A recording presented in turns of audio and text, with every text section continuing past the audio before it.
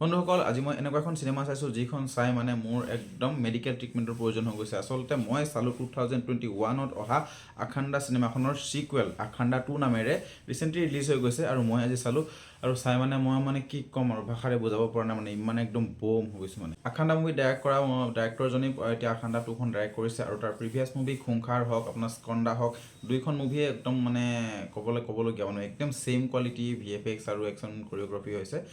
স্কান্দাখনটো totally চাবলৈ একদম মানে কিবা একদম মানে আপোনাৰ মগজটো একদম তলত থৈ ল'ব লাগিব, তাৰ পাছত চাব লাগিব। খুংখাৰখন তথাপিও ঠিক আছে। মুভিখন ষ্টাৰ্টিং হোৱাৰ লগে লগে আখাণ্ডা প্ৰথমৰ যিটো আপোনাৰ চিনেমাখন আছিলে প্ৰথম চিনেমাখনৰ গ্লিম্ছ কিছুমান দেখুৱাই দিয়া হয় আৰু সেই গ্লিম্ছখিনি চাই মানে আপোনাৰ অলপমান মানে কানেক্ট হৈ যাব লগা হৈ যায় আৰু আখাণ্ডাখনৰ লগত। যোনে আখাণ্ডা চিনেমাখন চোৱা নাই সেই আখাণ্ডা 2খন চালেও অকণমান মোটামুটি এটা গ্লিম্ছ পাব, যাৰ কাৰণে বুজিবলৈ অকণমান সুবিধা হ'ব। কিন্তু সেইখন চিনেমা চাবলৈ আপুনি মগজটো একেবাৰে তলত ৰাখি ল'ব লাগিব, কাৰণ একো লজিক্স নাই, একো ফিজিক্স নাই চিনেমাখনত, ঠিক আছে। আৰু তাত আপোনাৰ ষ্টৰিটো এনেকুৱা এটা মানে দিশত লৈ গৈছে মানে আপোনাৰ ওৰ পৰা তলে মানে আপোনাৰ মিক্সিং হৈ গৈছে বস্তুখিনি, ঠিক আছে। প'ৰ VFX আৰু আপোনাৰ কোৱালিটি একদম মানে একশ্যন কোৱালিটি আপোনাৰ কৈছোঁ নহয়, ফিজিক্স আপোনাক ক'বই নালাগে আৰু ছুপাৰ নেচাৰেল পাৱাৰ কিছুমানো দেখাই দিয়ে তাতে কিন্তু ছুপাৰ নেচাৰেল পাৱাৰটো আখাণ্ডাখন চালে মানে আখাণ্ডা 2 লগত কেনেকৈ জড়িত সেইটো বস্তু আপোনালোকে গম পাব, সেইটো ন' ডাউট। কিন্তু তথাপিও মানে আখাণ্ডাৰ পৰা আখাণ্ডা 2লৈ যিটো মানে জাৰ্ণি দেখুৱাই বালাকৃষ্ণৰ, সেই বস্তুটো মানে ক'ৰবাত মানে অকণমান খালী লাগে মানে স্কিপ কৰি দেখুৱাৰ নিচিনা লাগে, ঠিক আছে।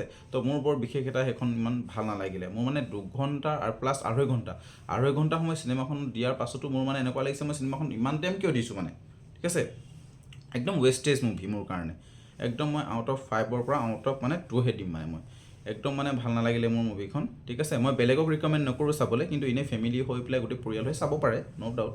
কিন্তু মোৰ ফালৰ পৰা পাৰ্চনেলি মই এখন মুভি তেনেকৈ ৰিকমেণ্ড নকৰোঁ। বালাকৃষ্ণৰ এখন মই একদম মানে ভাল নাপালোঁ মুভিখন।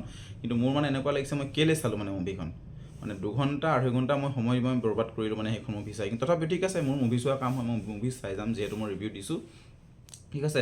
তো চিনেমাৰ ষ্টৰি লাইনটো এনেকুৱা হৈ যায় মানে আপোনাৰ কুম্ভ মেলাত এটা ভাইৰাছ চাইনাৰ ফালৰ পৰা পঠিয়াই দিয়ে ইণ্ডিয়ালৈ পানীৰ যোগেদি, আৰু সেই কুম্ভ মেলাত মানে গোটেই ষ্টৰিটো তাৰ পৰাই বিগিন হয়। গোটেই সকলোৱে মানে সেই ভাইৰাছৰ যোগেদি মানে আটক হয় আৰু তাৰ পাছতে সেই ভাইৰাছটোৰ এণ্টিটিউডটো ইণ্ডিয়াই বনাই লয়, আনফৰ্চুনেটলি বনাই লয়।